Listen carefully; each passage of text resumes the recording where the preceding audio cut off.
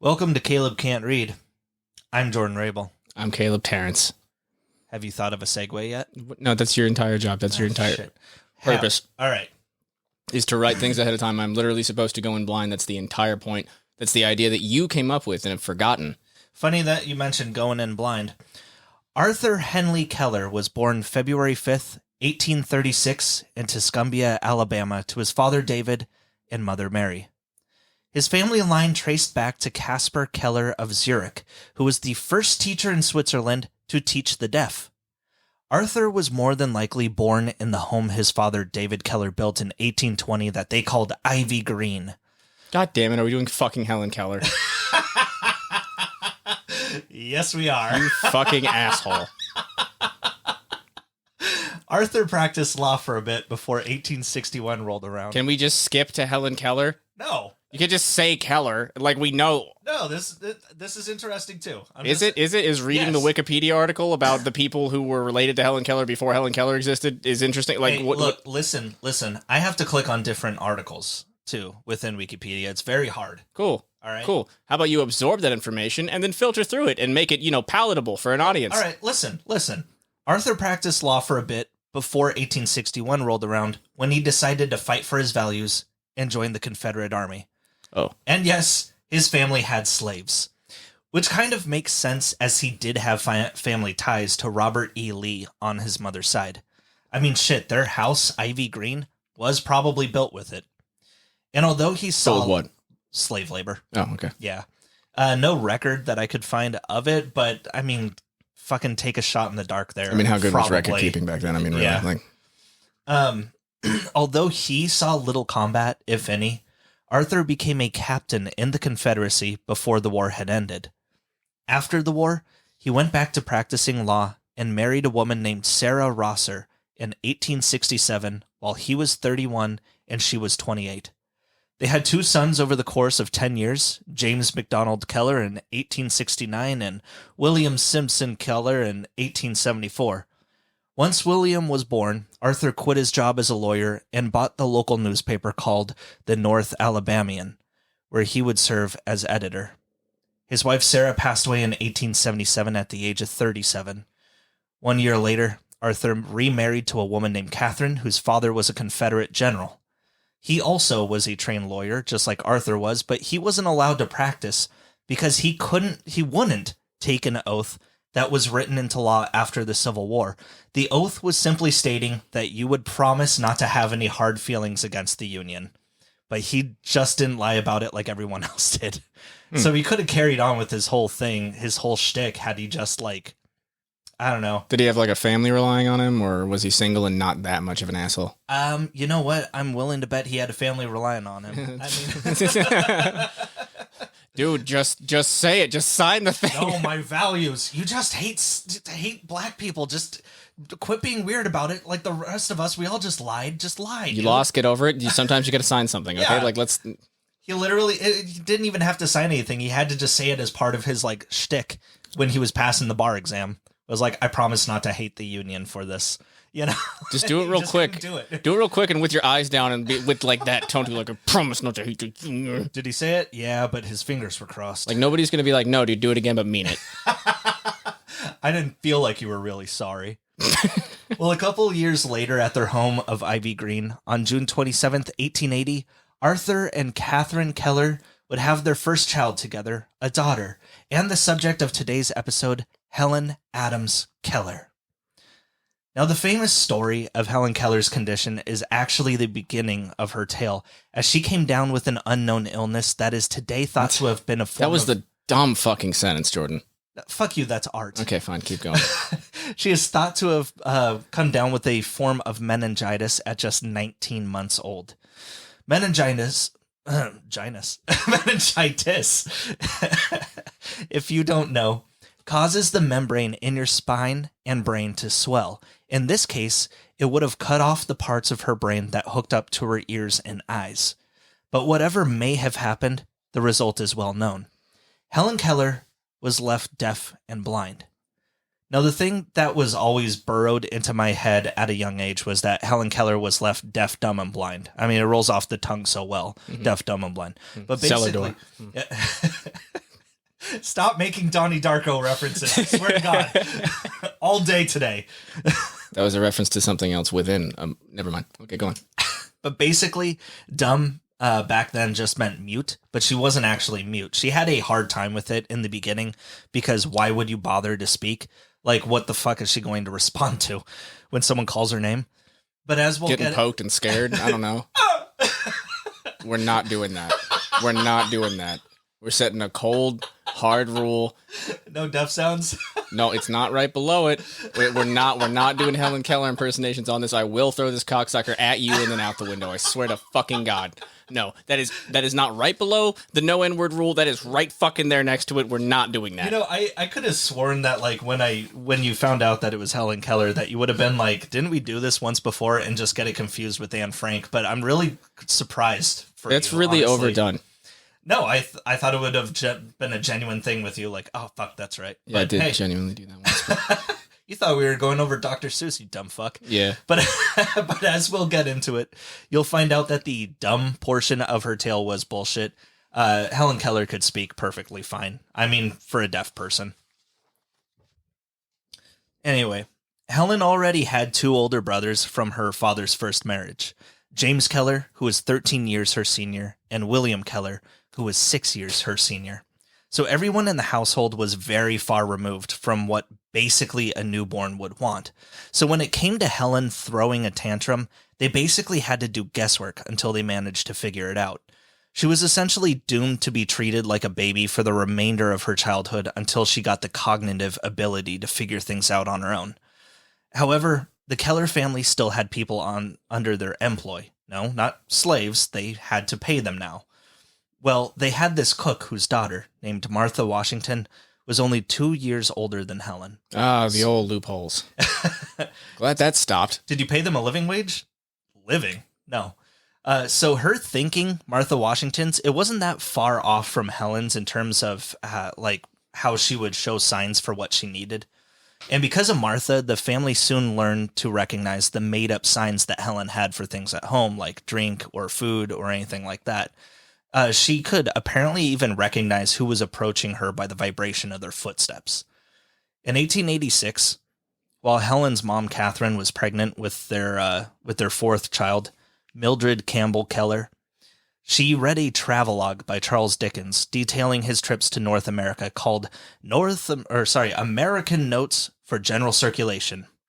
In it, Charles Dickens comes across a deaf-blind student at the Perkins Institution for the Blind in Boston named Laura Bridgman. Bridgman was struck blind and deaf by scarlet fever when she was just 2 years old, but by the time Charles Dickens visited the school in 1842, she was around 13 and highly intelligent. Charles Dickens was so impressed by her talent for learning that he wrote up a whole section of his travelogue just on her. Well, learning about the success of Laura Bridgman caused Catherine Keller to well up with hope, forcing her husband to take Helen for a consultation with a physician in Baltimore who specialized in ears, noses, eyes, and throats. Now, unfortunately, there wasn't anything that the physician could do for such a rare case as Helen Keller, but he did refer the family to a man in the area who'd set up the School of Vocal Physiology and Mechanics of Speech nearby. That man was Alexander Graham Bell, inventor of the telephone and the founder of AT&T, who I have been having continual problems with. Now, even someone as knowledgeable and legendary as Bell couldn't get too far with 6-year-old Helen. I'm sure he probably taught the family a few things that they could do to help her, but ultimately, he himself had to refer them elsewhere. Now remember, Laura Bridgman was the woman that Catherine Keller was reading about that inspired her to get Helen help in the first place. Where Alexander Graham Bell referred the family was to the Perkins Institute of the Blind, where Laura Bridgman was a former student and now a live-in lodger. Originally called the New England Asylum for the Blind, the Perkins School was established after its founders had visited the National Institute for the Blind in Paris, the school that Louis Braille had attended and later became a teacher. But by the time the founders of the Perkins School visited, the National Institute for the Blind had already moved out of the former prison and was now at a hospital, so it didn't look so fucking terrifying. I don't know if you remember that, but yeah, the Louis Braille had to grow up in a former prison. They had the one working bathroom, and we discussed the many uses of buckets. And windows. And yeah. No, they're blind. What if they throw? You can't feel for a window. Like Jesus, fuck, man. Like after being in a room like one time, I bet you they know where the fucking window is. Like, come on. That street had to have had a fucking. You think blind people just assume all rooms have no windows? I mean, like, I'm sure that people were like pissed throwing out windows when they knew it led out to a courtyard and they could check that no one was in it. You fucking talking about people would fucking no. Who's gonna fucking check? Everyone's blind. They can't see you peeing out the window. Well, no, that's what I'm saying is like that street had to be infamous for like you don't walk down that street. Why not? Because the boys think it's out towards a gutter or something. They just keep throwing piss out the window. Don't walk by there. Keep shitting down the walls. Anyway, at the Perkins School, the Kellers enlisted the help of school director Michael Anagnos, who saw this as a challenging but doable case. It was agreed that the family would be able to take better care of Helen rather than having her live at the Perkins School, since they knew all the signs that she had made up to that time, which at this point, Helen had over 60 signs for different things that her family was able to recognize. And what the school would do is send out one of their graduates as a sort of governess to work with her and teach her the universal sign language instead. Now, the teacher they would send, Joanna Mansfield Sullivan, was born April 14th, 1866, in Agawam, Massachusetts, to Thomas and Alice Sullivan, two Irish refugees who immigrated to America during the Great Potato Famine of 1845. Although named Joanna, her parents called her Annie from the time she was born, and that's what she would forever go by. No idea why.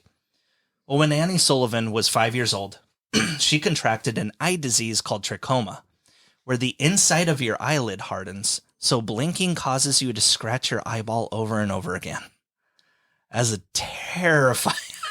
I need to look up how to find signs of trachoma and what you do to prevent that. I imagine you would feel that. Yes, but like, is it just... Like, I don't think you'd just be like, no, that'll go away. Yeah, but what causes it? Is it sugary snacks? I don't know, man. I don't want it to be. Now, this would result in a partial blindness. Oh, you'd have Annie. it. Fuck you. When Annie was 8 years old, her mother Alice passed away from tuberculosis. Now, at this point, Annie had a younger brother and a newborn sister, which we unfortunately don't know too much about because, sadly, Annie did not have contact with them for very long before they went away. Now, Thomas Sullivan, her dad, did what he could for these kids as a single parent for about 2 years. But one day, the kids wake up and Dad's just not there.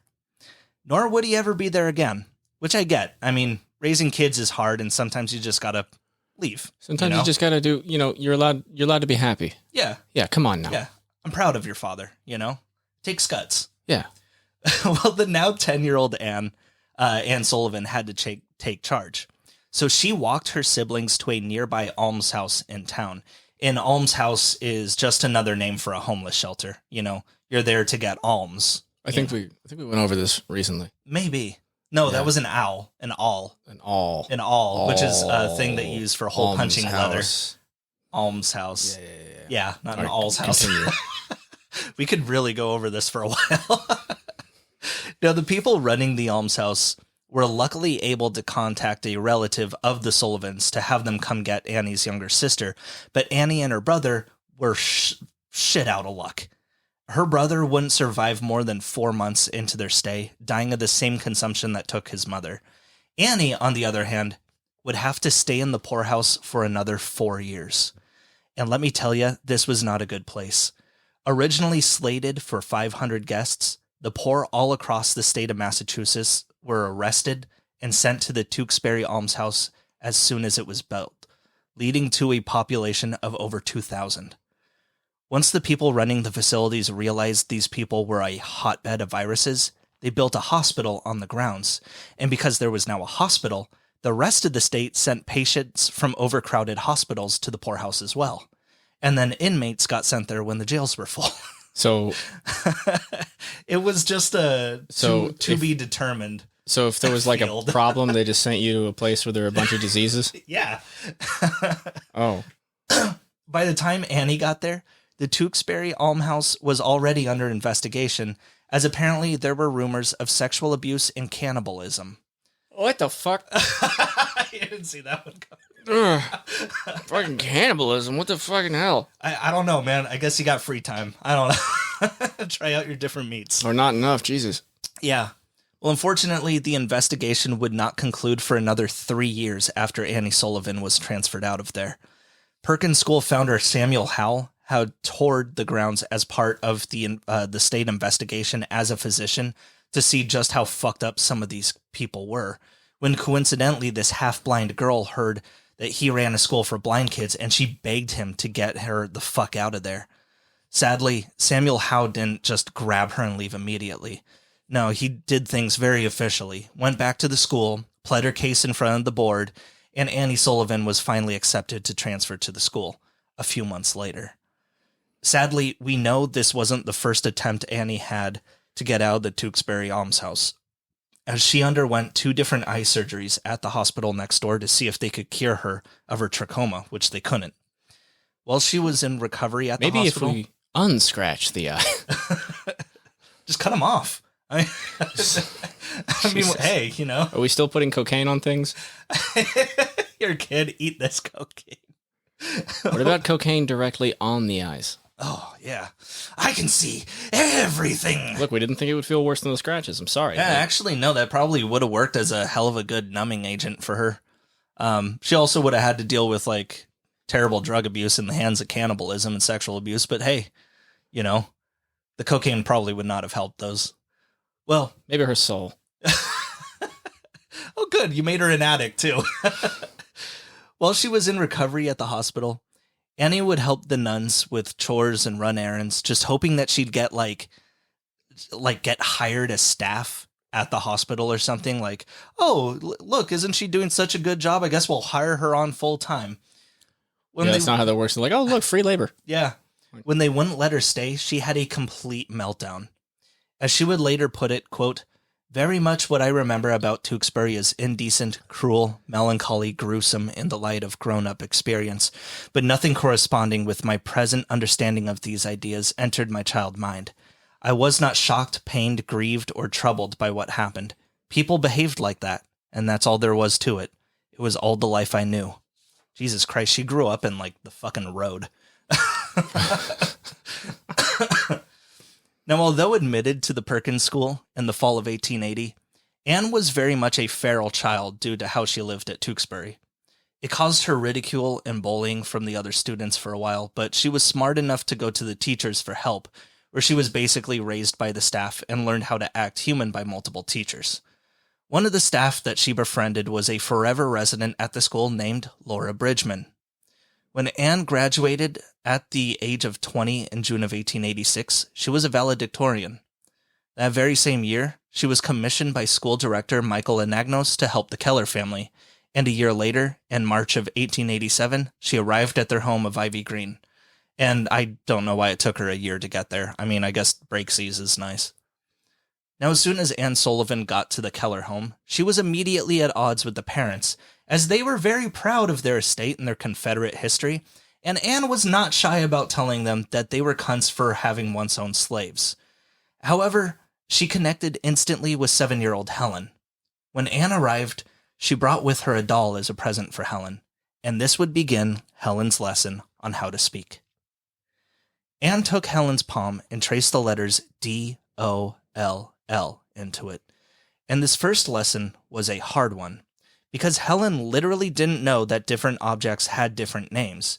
Like, she just understood actions as having certain consequences, like, if I flip my hands around this way, they'll give me some water, stuff like that.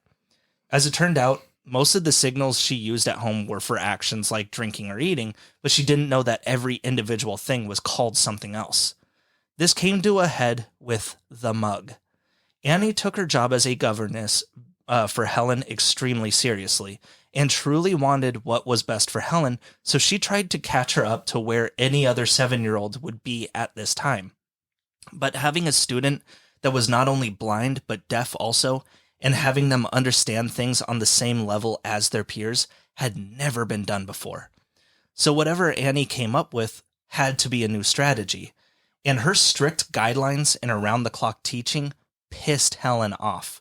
So when Annie kept handing Helen a mug and spelling mug in her palm over and over, Helen eventually chucked the fucking thing across the room. I'm done today. I have reached my peak. Look, I created a new way to say dunsies. We are done for the day. The audacity of you. I learned doll, and you come back here asking for more. About to learn the fucking word for knife in a minute. Which, by Helen's own admission, she was a hellion of a child. She said, quote, "They generally submitted to my tyranny rather than risk a hand-to-hand encounter." Well, yeah. Well, I mean, she'd be easy to fight, though, I'm sure. She's a 7-year-old deaf-blind kid. Fucking blind samurai over She's here. not a Like daredevil. It's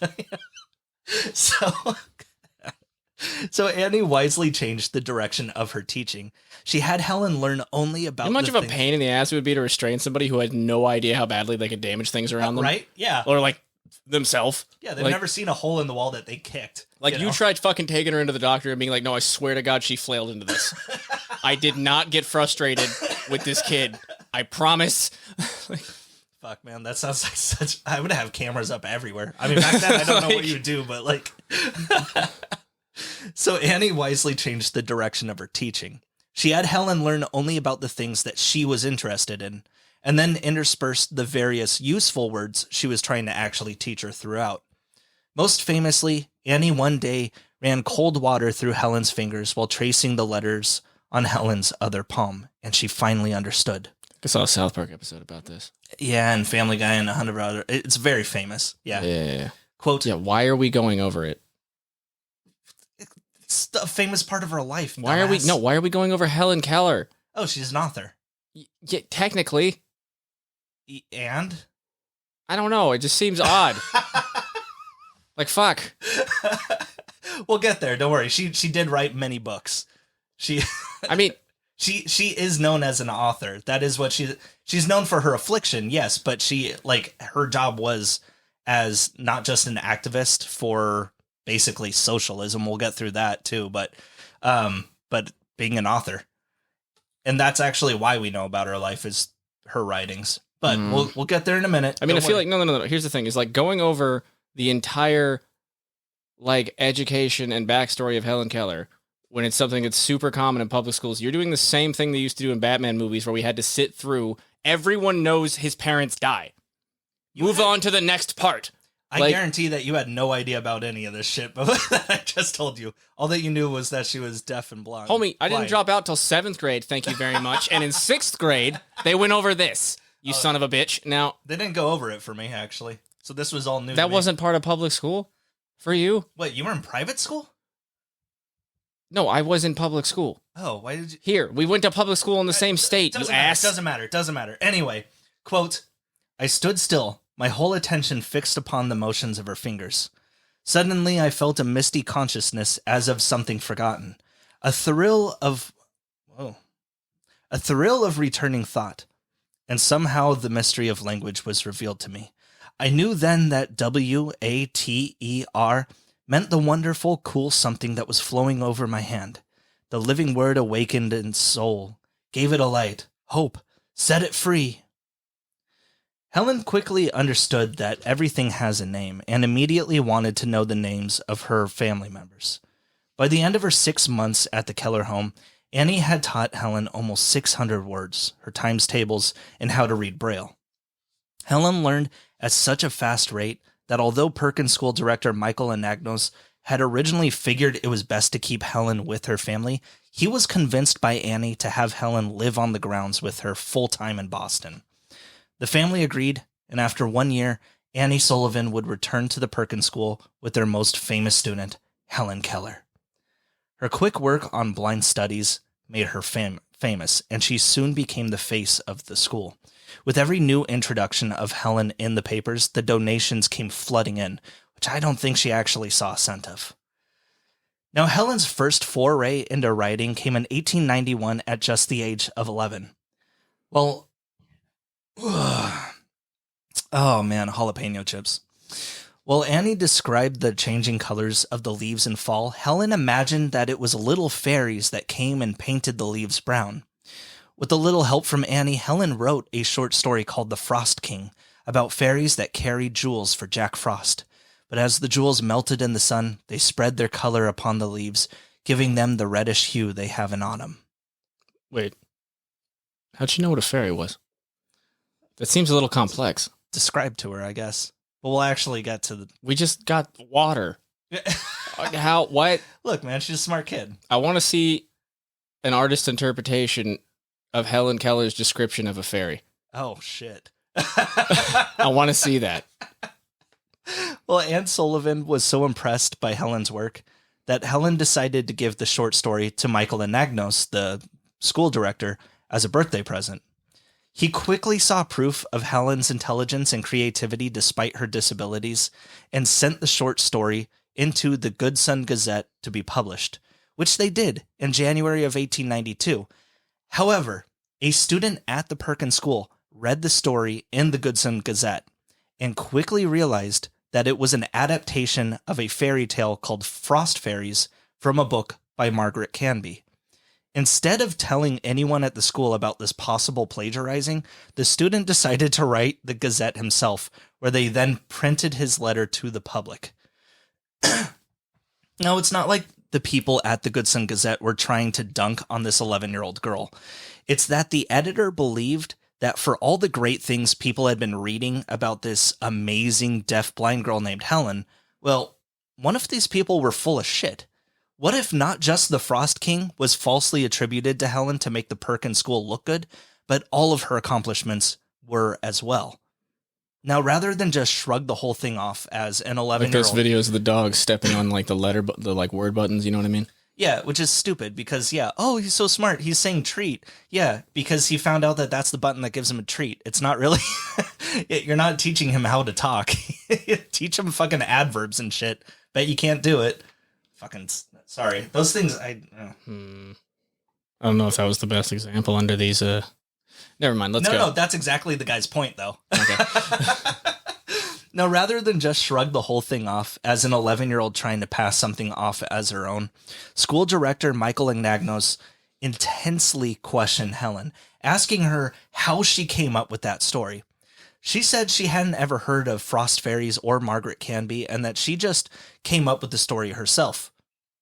But instead of trusting this lying little bitch, Michael Anagnos and Annie Sullivan took a deep dive into all of the personal letters that Helen ever wrote, just looking for evidence that she was plagiarizing the story.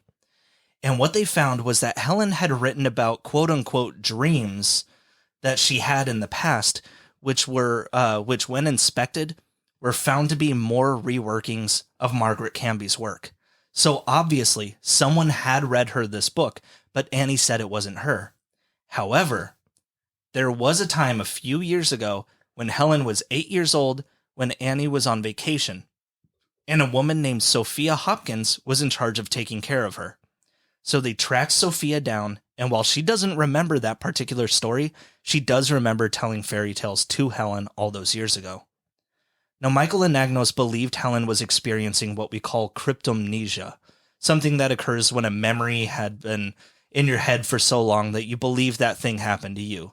Like, did I really break a riding crop on Caleb's ass that one time? Or was that a joke we just made and I believed it to be true after a while? Well, everyone in the school believed this theory of cryptomnesia to be the case and was ready to drop the incident when some months later, Helen confessed to a teacher that Anne Sullivan actually read her the Frost Fairies story just that fall. And whoever this teacher was turned around and told Michael Anagnos.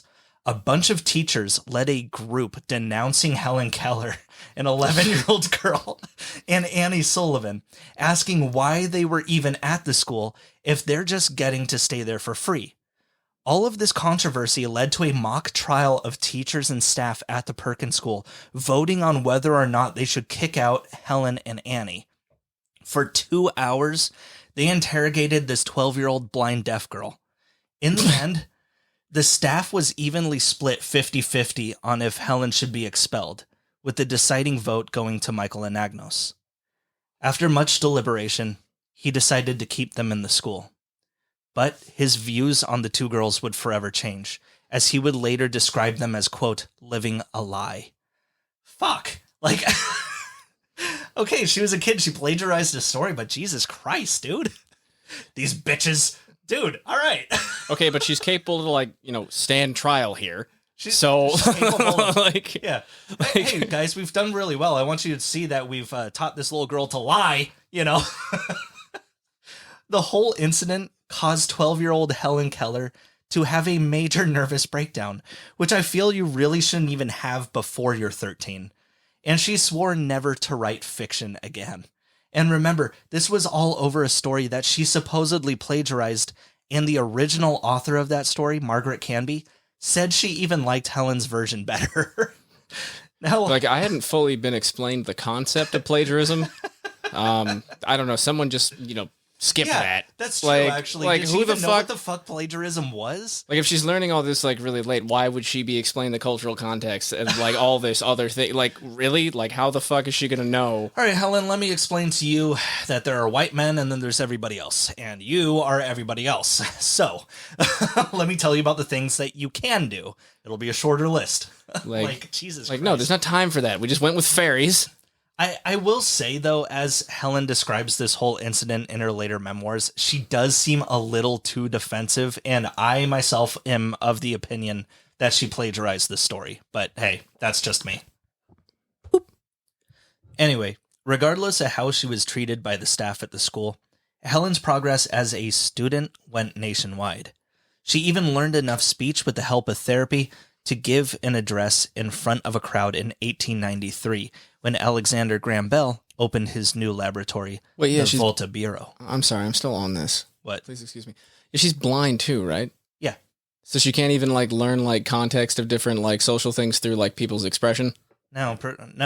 Why would they? God damn. What, just get mad at her over plagiarism? Why are they trialing her like a complete equal? This is insane. Like, that's like... I will say, she does... I can tell through her later writing, she is a complete equal at a certain point. Yeah, but totally. At 12, But- I don't know. No. Yeah, no, at 12, absolutely fucking not. Yeah.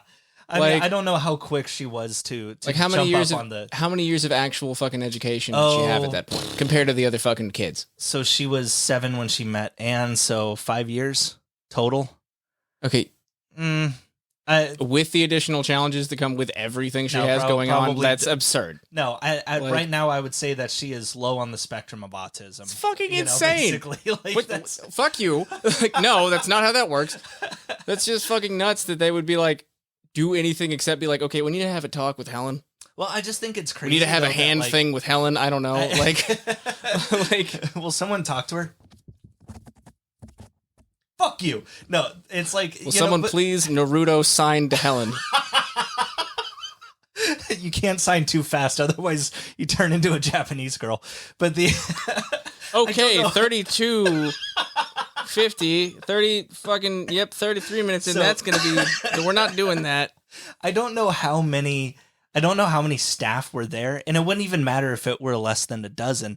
To have half of the staff believe that she should get kicked out for I mean, I get to their sense of things that their livelihood is this school, and for a newspaper to basically point at them and say they're making up all of her progress and everything. To do that, I think that the better idea would have probably to have a very public thing of like nobody's teaching her or like nobody's telling her to do these things or saying that's her progress. Watch as she does it now, something like that, to kind of, rather than just say, yeah, you know what, start from scratch, kick her out, But Helen, At least they didn't do that. But. yeah, Helen was at the Perkins School for 6 years until she graduated in 1894 at the age of 14. Between this time, there would be the last of the Keller children born, by the way, Philip Brooks Keller in 1891. Fucking can't stop, won't stop. Yeah. Well, not all of them. Can How's mom be doing? Blind. God damn. No one asked. Now, from They here, never do. from here, Helen Keller would jump between the Wright Humason School for the Deaf in New York and the Horace Mann School for the Deaf in Boston, before settling 2 years later in Weston, Massachusetts, to attend the Cambridge School for Young Ladies, her first quote-unquote normal school. Well, after this, she was fully admitted to college in 1900, attending the Radcliffe College, which was the women's part of Harvard, since women weren't allowed there yet. As the president of Harvard at the time, Charles Eliot, summarized, quote, You can't get me to go to a fucking school with the women. Get the fuck out of here. quote, The world knows next to nothing about the capacities of the female sex. Or school at all, really. Only after generations here nor there. of civil freedom and social equality will it be possible to obtain the data necessary for an adequate discussion of women's natural tendencies, tastes, and capabilities. It is not the business of the university to decide this mooted point. He said that if Yale or Columbus University wanted to risk it, they could, but he didn't want his school to take part in a, quote, risky experiment. You gotta risk it to get the biscuit, man. He's saying that, I'm not allowing fucking boys and girls to intermingle in school. They won't be paying attention to anything. We're going to get pregnancies left and right, Look, man, these kids are old enough to join the army, but definitely not old enough to live next to each other, okay? Look, I never touched a breast till I was 29, all right? And God damn it. Did you do anything else? What do you mean? Never mind. There's else? And now you may ask, how did Helen Keller pay for all of this? Put it down. Sorry. And you may ask, how did Helen Keller pay for all of this tuition? The answer is Mark Twain. You see, while Helen Keller... He thought it was funny. Oh, this will be a fucking gas. While Helen Keller was at the Perkins School, her success with Annie Sullivan was well documented. When Mark Twain read about her, he was astounded, but worried that her family's poverty would break her success. He soon introduced himself, as well as his oil baron friend, Henry Huddleston Rogers, to Helen, where Henry Huddleston soon agreed to pay for all of her schooling. Mark Twain and Helen Keller would correspond with each other via letter for the next 16 years. When Mark Twain learned about the Frost King incident, her little short story, he called the whole thing, quote, owlishly idiotic and grotesque. Mm-hmm. Just a couple years after Helen's schooling began at Radcliffe in 1896, her father, Arthur Keller, would pass away at the age of 60. On top of that, Annie Sullivan suffered a stroke in 1901 at just the age of 35. She was partially blind before this incident, but the stroke unfortunately took what was left of her sight. During her last year of college, Helen Keller, at the age of 22 in 1903, published her autobiography, The Story of My Life. It was printed in Ladies' Home Journal, a magazine which actually ran until 2016. Coincidentally, 1903 was the year that the magazine reached 1 million copies in circulation, possibly due to the success of Helen's story. In 1904, her book was published in full by Doubleday, Page & Company to rave reviews. It's not only a telling of her life in her own words, but she also talks a bit about how she does things, the kind of books she likes. She really liked The Jungle Book by Rudyard Kipling because it always bummed her out when she was younger to find out that animals couldn't talk. That was not outside the realm of possibility for her. She was like, yeah, okay, everyone can talk besides me. I get it. What the dog doing, And they were just like, no, animals don't speak. She was like, can they understand me? And they're like, no. She's like, that fucking sucks, dude. Wait till you get older and you find out that they're actually not equal to you emotionally either. I don't give a fuck. In 1904, at your dog? No. Just really dumb. You'd have to be dumb to love you. In 1904, at the age of 24, Helen graduated from Radcliffe College with honors as a Phi Beta Kappa, the oldest honor society in the United States. After her graduation, Helen moved back to her family's home, no longer living at Ivy Green, with Anne Sullivan by her side. Together, the two women largely continued work on perfecting Helen's remaining senses for as long as possible. She soon learned to feel music playing through the vibrations of a tabletop. She learned a form of what is called fingerspelling, when someone writes letters on your palm of your hand to communicate. And she learned something called the Tadoma method, where you place your fingers on someone's face and throat so when they speak, you can sound out what they're saying, which is kind of creepy, honestly. Hang on, let me just feel you. Speak to me. Yeah, but except they're not going to, be able to explain it or anything. It's just going to be hand. Hand. How'd she know my throat was there? She can feel the vibrations. That's worse. Have you ever seen A Quiet Place? Is she like one of those? Anyway, the Tadoma Have you ever seen A Quiet Place, sir? What? Never mind. The Tadoma method was actually developed at the Perkins School and was named after the first two students it was taught to, Tad and Oma. Ta-da. Helen learned to speak quite normally using this method and was even able to hold entire conversations, though I'm sure those conversations were quite brief when they realized that to hold a conversation with Helen Keller, she's got to put her fingers on your tongue and like stroke your throat. I thought it was on the outside of the throat. It is. Why I'm are just you saying. Why would you What? I made a kinky. Big deal. Anyway. You made a kinky with Helen Keller involved, man. What the fuck is wrong with you? Jesus Christ. However, a year after Helen's graduation in 1904, Anne Sullivan married a man named John Macy, and all of a sudden, she wouldn't be able to hang around Helen quite as often as she wanted.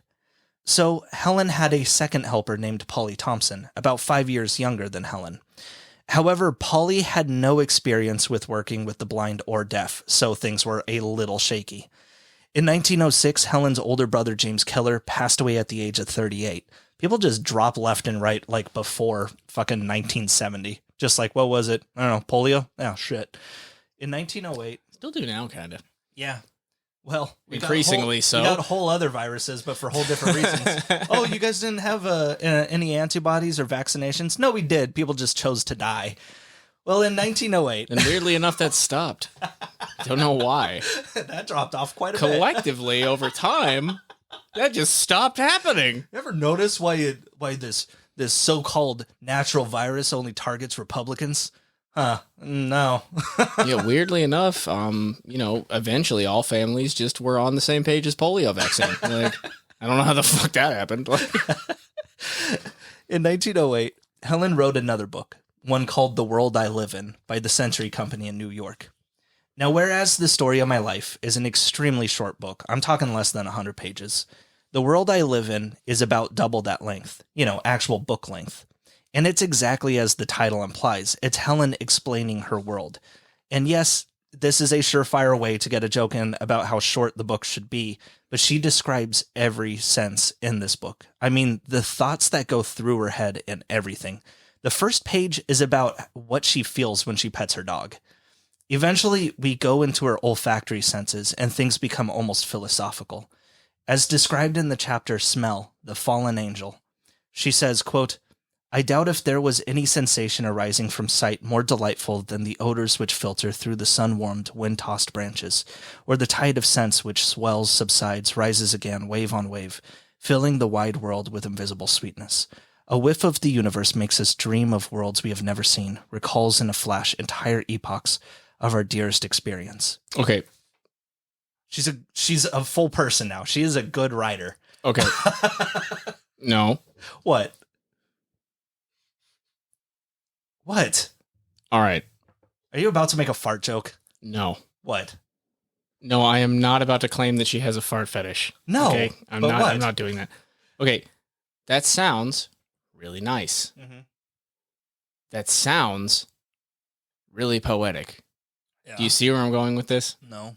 That sounds very pleasing to the ear, Jordan. Okay. Do you think maybe she had some assistance? We're going to get into this. No. No? Seriously? No. She learned how. She actually look. Because like a beautiful description, sure, but like for it to be in that order with those particular words, Exactly. That's weird. Exactly. Yes. Okay. Like, now we will get to this. There's an entire. We will get to this. Not that it's not fucking impressive, regardless. No. We will get to this because trust me, in recent years, this has become problematic.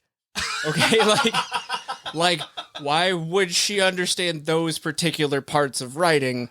Like, you can't explain that. You can. How? Because basically... you'll get into it, I guess. I will. Yeah. You know what? We'll hold all questions till the end. Okay, excuse me. But like, she also describes her dreams, which are like these phantom senses. Quote, a spirit seems to pass before my face. I feel an extreme heat like the blast from an engine. It is the embodiment of evil.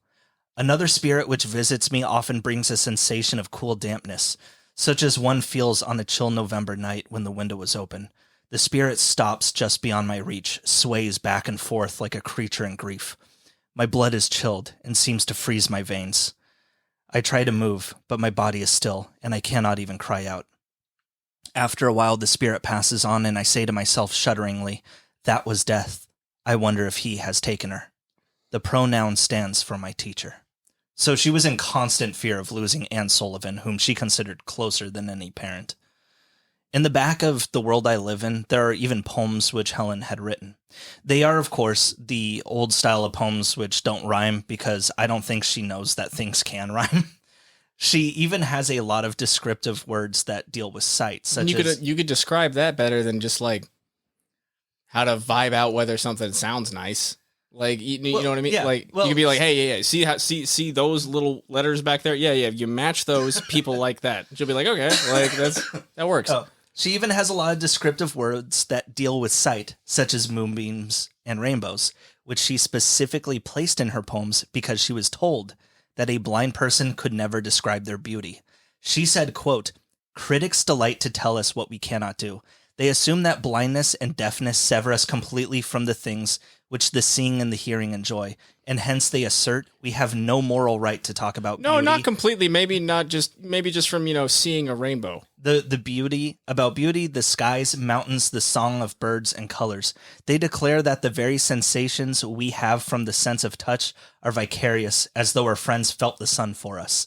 So I get it. I mean, honestly, all that she did, I mean, throughout her quote-unquote career, just existing, all she did was read. All that she could do was read.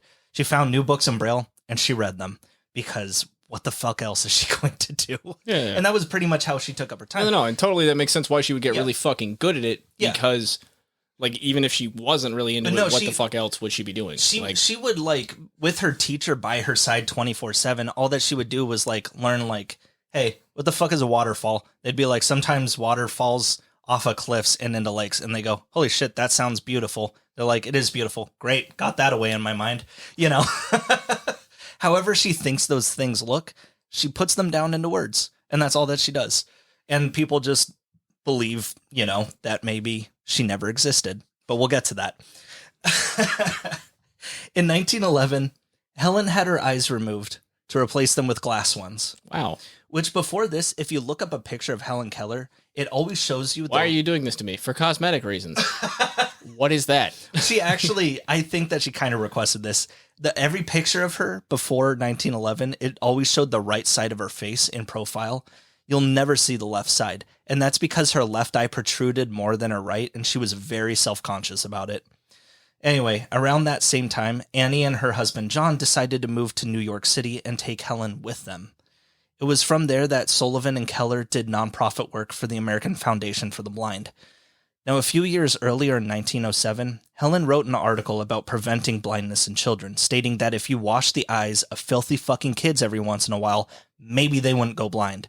And at the time, rarely anyone was doing this. Take my cocaine eye wash.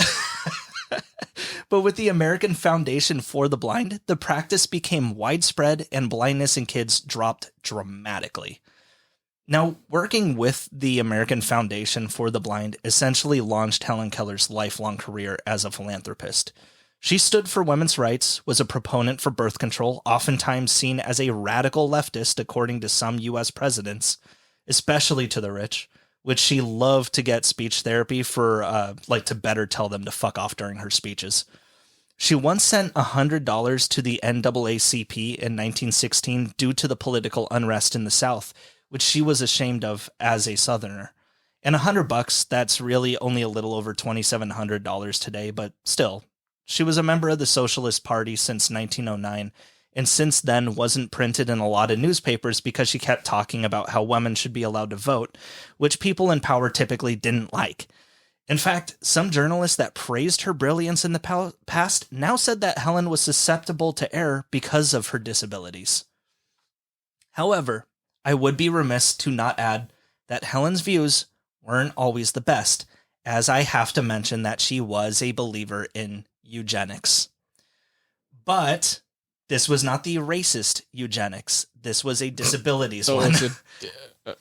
Look, okay, so she thought that people born with deformities would pass it on to their children, and that unneeded suffering for their kids would be a bad thing, which, granted, that's a nice thought and everything, but really fucking scared you to think that Helen Those Keller are depression thoughts. Yeah, Helen Keller was kind of a monster because of it. I mean, the science wasn't there. She did think that, of course, if a kid is born without an arm, both of his parents have 2 arms. Now that kid is going to, give birth to either a 1 arm or a no-armed kid. That's not the way it works, but she believed it was. So, better to chemically castrate that kid, basically. I know. Look, that was her problem. She was a believer in eugenics. Not a racist one, but a disabilities one. And she was suffering from disabilities. I get where she was coming from. It's still not good. I'm still not okay with it, getting a little murky here. Well, speaking of her socialism in 1913... Are you sure it was just disabilities? You sure she didn't keep pulling on that thread? I mean, giving only $100 do you really think she NAACP do you think she started learning about eugenics just from the disability side, or do you think she fucking maybe just clicked open another window in a new tab? Like... I don't know. I was a little bit about the whole fact that she only donated $100 to the NAACP. Yeah, but how much was that back then? $2,700. Yeah. Wait, why do you know that? Oh, because I looked it up. Okay. I said it previously. Fuck. It's less than $3,000. Why don't I know that? Because you're an idiot. Yeah. But it's less than $3,000. She said that she gave it to the South because of the political unrest happening there. Tons of lynchings and shit, and she wanted to be supportive. And I mean, I feel like somebody, given her family's background, maybe you should have given a little bit more if you had it. She didn't see color, Jordan.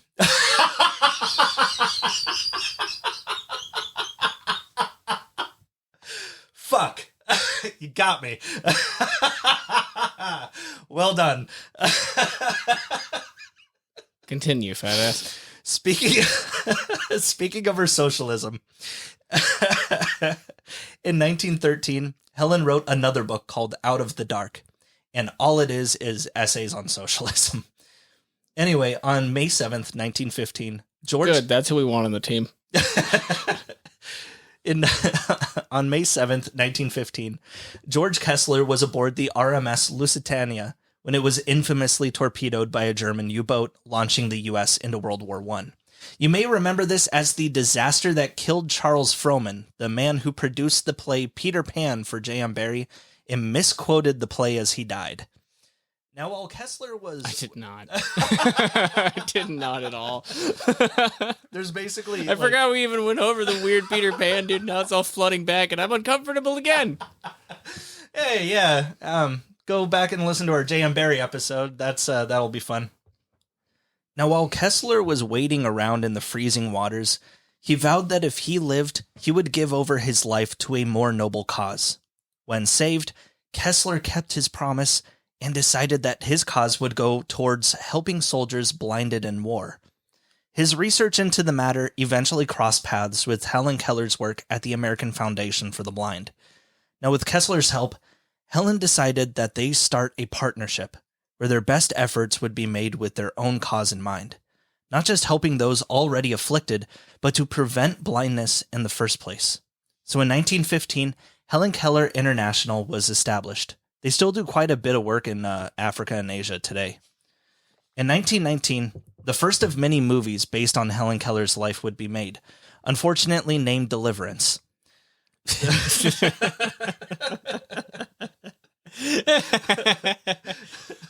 Why the fuck did they name the movie that? There's nothing, I don't know. Look, later on, they weren't like, hey, maybe not.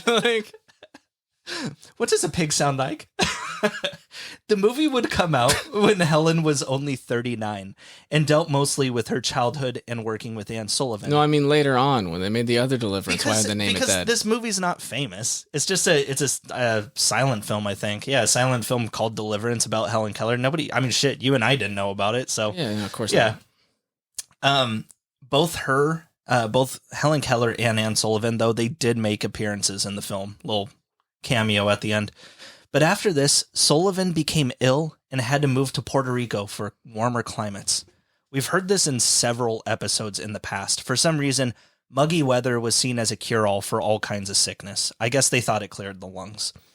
Anyway, Helen moved back in with her mother and old helper Polly Thompson in Montgomery, Alabama. But soon after, in 1921, her mother Helen Keller passed away at the age of 65. A few years after, in 1925, her older brother William Keller dies as well. And the thing about all these deaths is that these are some of the few people who can really communicate with Helen. I mean, there are maybe like a dozen people throughout her life that can actually speak with her. And in the course of 15 years, half of them dropped dead, which had to have been extremely anxiety-inducing. Well, for the 45-year-old Helen, she found confidence in one more person, a 29-year-old man named Peter Fagan, a reporter for the Boston Herald that soon elected to move to Helen's home and help her alongside Polly. Now, here's the thing. Even though Helen Keller was fucking blind, she still had that raw affection towards men. In fact, the more... Damn it, dude. I don't want to do this. Here we go. The more repressed she was, the hornier she actually got. Basically, when she first lived at Ivy Green and learned that a man was coming over as a guest, the first thing she'd ask them was, "Am I pretty?" Annie would also catch her reading romance novels in Braille while she was in college and had to take them away from her because she wouldn't pay attention to her fucking schoolwork. And above all, Helen was never allowed to be alone with men, obviously. However, with Helen's mother gone, Helen and Peter began a secret love affair, quietly became engaged, and eventually planned on eloping before Anne found out her plans and put a stop to them. I don't know how long this whole ordeal lasted, because no one really wanted to talk about it. Dude, get the fuck out of here. It sounds like he was there and gone within the course of like a fucking month. In 1927, Doubleday, Page and Company released Helen's fourth book, My Religion, when she was 47. Now, the thing is, Helen was a Christian of sorts, but a very particular kind. She was what you called Swedenborgian. Stop. It's serious. Don't laugh at my religion. Like some kind of weird Swedish Scientology sect? Like, what's going on? Yes. Emanuel Swedenborg was a scientist from the 1700s who had a vision from God that he would be the messenger to a new revelation. And the revelation... Holy shit, it is. Yeah. The revelation isn't anything super weird. It's basically a bunch of little addendums here and there, like... Jesus' death did not atone for our sins like we thought. God goes by many names, not just one. The Trinity isn't a real thing. Shit like that. But even back then, Swedenborgs were little more than a cult. I guess they still kind of are. Well, this was a hastily put together book, and I feel like... Is it still a fucking thing? What do you mean, I guess they still kind of fucking are? They're still around. Really? Yeah. What the fuck? It's weird. Yeah, you don't hear about them, which makes them extra dangerous. This was a hastily put together book, and I feel like... Those the weird dudes from Midsummer? Yes. That makes sense. Hey, Helen, do you want to be the Mayfair Queen? Or whatever the fuck it was called. The book was a little slipshod. It felt like the publishers didn't really know what to do with it. Like, they felt a bit awkward that Helen Keller was publishing a whole book on this kind of weird off-brand Christianity, but at the same time, she's a well-known American hero, so they just kind of printed it and let it be. And apparently the public kind of felt the same way about it. Some people were thrilled to learn that although she had such a tough deal in life, she was still a Christian, but others were a little weirded out by this whole Swedenborg thing. And according to Helen, she was always a Christian. Anne Sullivan brought a priest to her when she was just a little girl to tell her about God, and she apparently said something like, "I always knew he was there, but I didn't know he had a name." But regardless, while My Religion has never gone out of print, it just isn't as well known as the rest of her work. The book was eventually re-edited and re-released in '94 as Lighten My Darkness. Anne Sullivan eventually fell into a coma on October 15th, 1936, due to a blood clot in the heart, before passing away 5 days later at the age of 70 on October 20th, with Helen holding her hand. Sullivan was cremated and interred at the National Cathedral in Washington, D.C. After Annie, Polly Thompson took over for care of Helen. Throughout the 30s, 40s, and 50s, Helen Keller toured to different countries to give lectures, whether it was honored disabilities or socialism. On one of these flights, the starstruck pilot let Helen fly the fucking plane for 20 goddamn minutes. Hey, see that wheel? Yeah, don't turn it at all.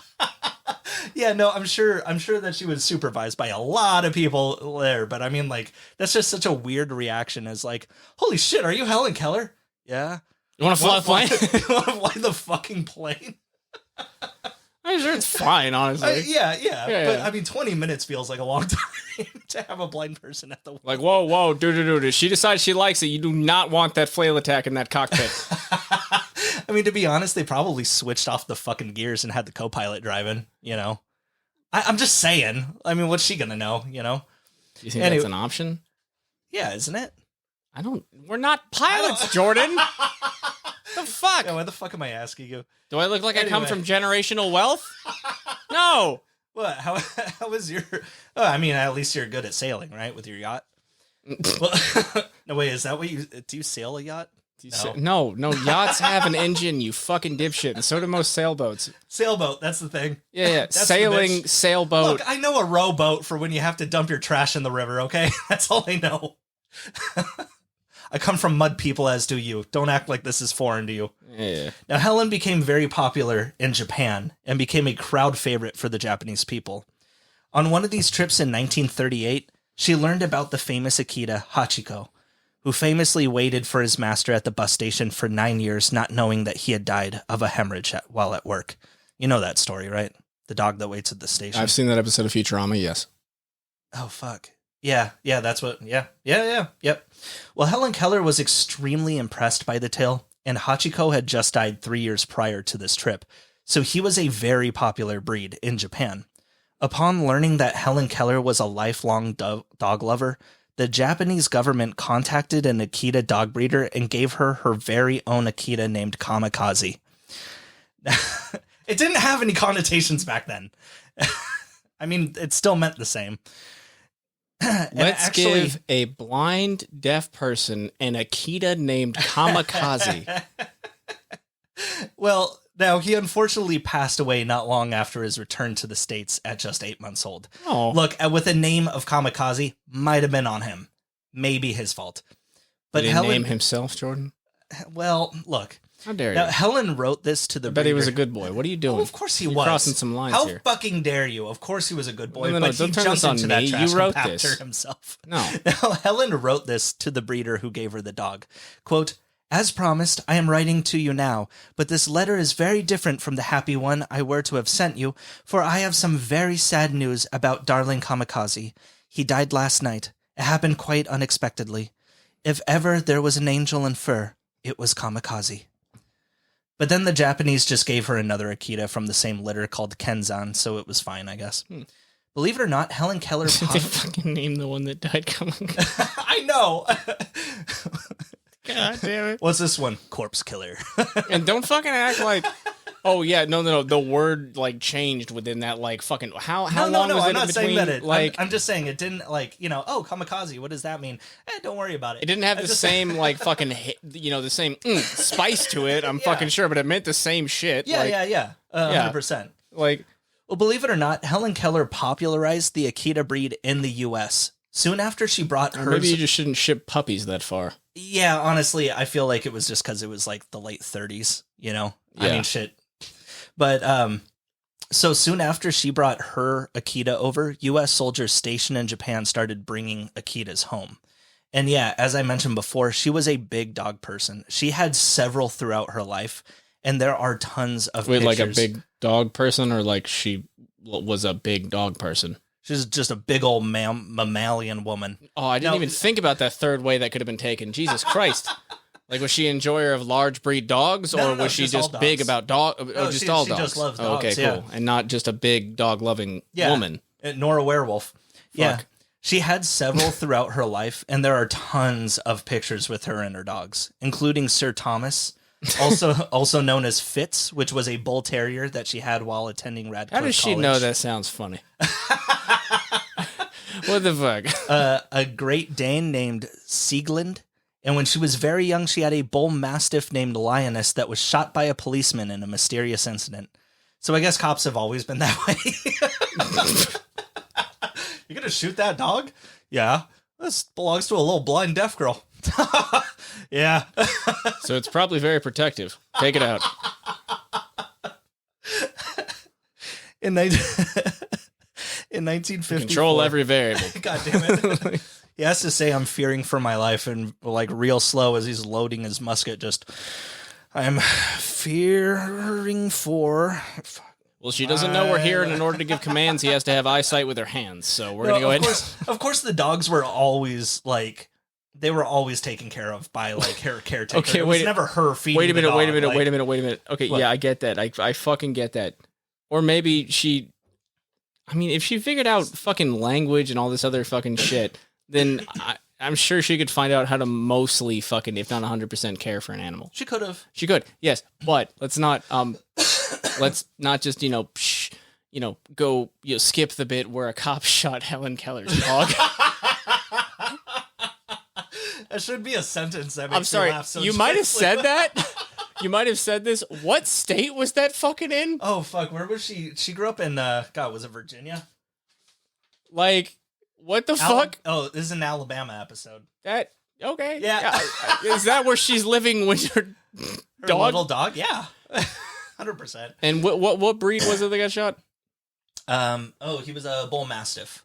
So, Okay, he was a big dog. He's a but, big I mean, boy. Give me a fucking break. Maybe don't barge into the deaf blind girl's property and freak the dog out. Well, and obviously because why wouldn't she have a dog? They lived on the estate of Ivy Green. That cop was trespassing. Like get the fuck out of here! Break.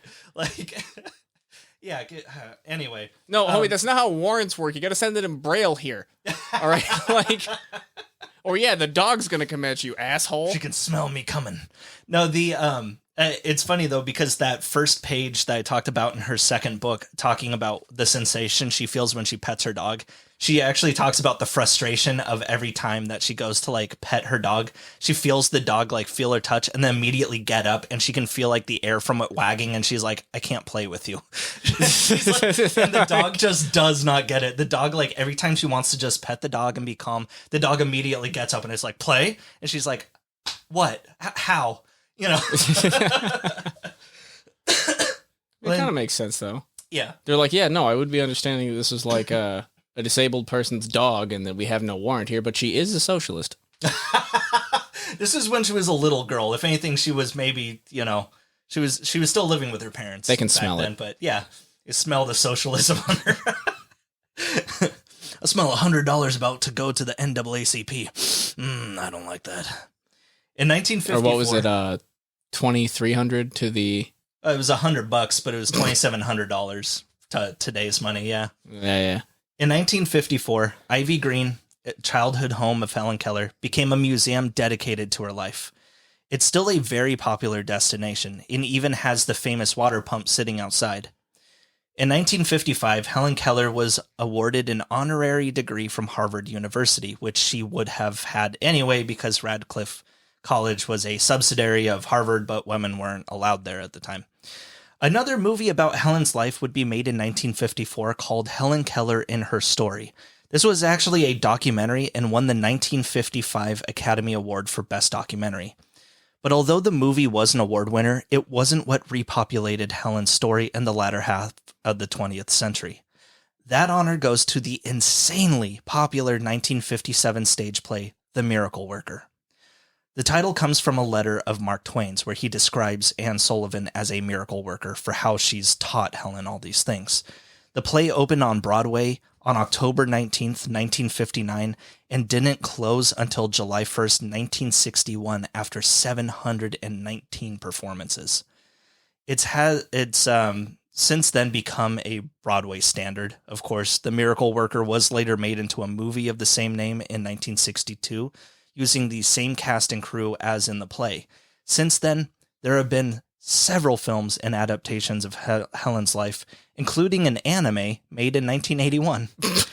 None of these movies... Wait, was a Helen Keller anime? Of course. I mean, it wasn't like a TV show. It wasn't like, find out next week if she can find her shoes. Like, it's, it was just a little biographic feature film. Yeah, nothing is sacred. I understand. She did have a weird power-up scene, which I thought was bizarre. None of these movies talk about Helen's activism and socialist views, Find out next week on Anne Frank. There was an Anne Frank anime. I got like halfway through it and I was like, this feels... Whoa, what the fuck? Really? I was like, this feels a little wrong, so I turned it off. Holy shit. Yeah. So, and speaking of her socialist views, not sure when this happened. Fucking goddamn. I'm not sure when this happened because they don't seem to really like mentioning this fact, but the FBI did investigate Helen Keller throughout her adult life because of her socialism. Like, of course they fucking did. Like, look, okay, I kind of see, like, just a boardroom of guys, and they're just like, so Helen Keller's a socialist, huh? Oh, yeah, good for her. And there's just one guy that's just like... I swear to God, if they assign me Helen Keller. He's just like, guys... I did not do this for 15 years to get assigned Helen Keller. I'm sorry to say this. I feel like we're all thinking it, but what if her hand signs are secret gestures to people in the audience of communist affiliation? Oh, Jeremy, you gotta go now. You gotta do it, dude. In 1960, Helen's second helper, Polly Thompson, passed away at 75 and was also cremated and interred in Washington, D.C., alongside Annie Sullivan. In 1961, when she was 81 years old, Helen had a series of strokes which kept her homebound for the rest of her life. In 1964, Lyndon B. Johnson awarded her the Presidential Medal of Freedom, and the next year, she was inducted into the National Women's Hall of Fame. She'd actually met every U.S. president from Grover Cleveland to LBJ. On June 1st, 1968, 87-year-old Helen Adams Keller died in her sleep in her Easton, Connecticut home. Depending on who answers the question on Google, she wrote anywhere between 10 to 20 books in her lifetime. There's probably some confusion about books that got re-released under different titles or books that got put together in compendiums, stuff like that. She was cremated and laid beside Annie Sullivan and Polly Thompson at the Washington National Cathedral in D.C. Her younger sister, Mildred Keller, passed away a year later in 1969, and then her youngest brother, Philip Keller, in 1971. Ivy Green, her childhood home, became a national landmark in 1992. A lot of her written work and archive footage was kept in the World Trade Center, and after 9/11, all of these things were lost. So there's a lot of archive stuff, like personal letters, tons of historical shit that got lost in 9/11. I never thought Helen Keller would have a connection to 9/11, but I didn't think I could hate George Bush more. In 2003, Helen Keller was featured on Alabama's State Quarter, which coincidentally showed all the good things that ever came from Alabama. That same year, Anne Sullivan was inducted into the National Women's Hall of Fame as well, right alongside her favorite student. In 2021, several conspiracy theories about Helen Keller began spreading on TikTok. One said that she was a Nazi, which no, but I have a feeling that came from the misunderstanding about her views on eugenics. They also said she faked her disabilities, which also no. And most baffling, that she never existed at all. Whoa! My sources today: The Story of My Life by Helen Keller. Wait, we're not going to... We'll go over it in a second. I just want to make sure. I just got to make sure to go over my sources. No, you did the sources. The sources is usually the thing before we do the last bit, and then we hit the button. So excuse me for assuming that we're not going to go over it. Just give me a second. All right, The Story of My Life by Helen Keller, 2015. No idea who published this copy because there's no information in it, so I have to assume that someone online just sold me a school book that was meant to stay at school. That's a terrible source. Helen Keller's Secret Love Life by Your Associates is really shining right now. David Servin Schreiber, HuffPost.com, July 4th, 2012. The World I Live In by Helen Keller, archive.org. Helen Keller Denial, knowyourmeme.com. Helen Keller had a Japanese Akita dog named Kamikaze Go. She was the first to bring an Akita dog to the United States by Goran Blazeski, thevintagenews.com. Wait, what was the name of the dog? Kamikaze Go. Just dash go, which is just kind of a almost like a surname thing. It's his name is Kamikaze. That's not what you said though. Yeah, Kamikaze. Yeah, but it's Kamikaze dash go, you bastard. Yeah, just like Kazon Go. I wouldn't have thought it was as funny. Okay. You lied to me. Helen Keller, A Life with Dogs from Perkins.org and Wikipedia. I did not lie to you. All right, anyway. Yes, you did. That is the definition of a lie. You withheld. No. You withheld information. It means kamikaze. That's what kamikaze go means. Oh. It's just kamikaze as a name. is why you put the hyphenated go. You bastard. I didn't want to bother explaining I it to you trusted because you. you're an idiot. All right, now, so, the rest of this. Look, I'm the fucking idiot. listen, okay, so I watched several of these TikToks. And You did? yeah. And I watched... How old are you? Because of the Helen Keller thing, motherfucker. I'm not watching children dance. Answer the question. Look, all right, so there were even from the perspective of teachers filming his students as somebody who was like, who's Helen Keller? And people were just like, is she in Congress? And like somebody else was like, no, she was that deafblind girl, but she's fake though. And he's like, she's fake, you know, and they were like, yeah, because blah, blah. So basically here's the whole story as I can tell it. People don't believe that she can be that amazing. People do not believe that she can write books. People do not think that she could write, which she did. She actually had great penmanship. No, want to know why? Because she isn't free-flowing with the pen up here like everyone else is. She fills out the paper and she has very like computerized looking fucking, because she has to feel each letter as she's like drawing it in onto the paper. She has a signature and everything. She knew what a pencil and paper was, but they just... They believed that her socialist views were being like, she didn't know what she was talking about, and she was basically retarded. And that people... Jordan. No, I'm telling you, this is what the fucking conspiracy theory is, that she was basically retarded, and the people who were taking care of her were just like teaching her to flip her hand around and shit and saying like, she says socialism good, and everyone cheered. And they were like, oh, what a brave woman. And that's what they really are. That's what some people believe. And it's like, no, you can be amazing. Like, we went over Jean-Dominique Bauby, who blinked 145 pages of Morse code, basically, into a full-length book with one eyelid. He didn't have to do anything else. That's amazing, too. That wasn't fake. Helen Keller existed. She lived till she was 81. She had a lot of time to do anything but just reading and writing. That's all that she had time to do. Okay, so we at Caleb Can't Read are taking the Helen Keller existed stance. Yeah, controversial as it may be, hot take.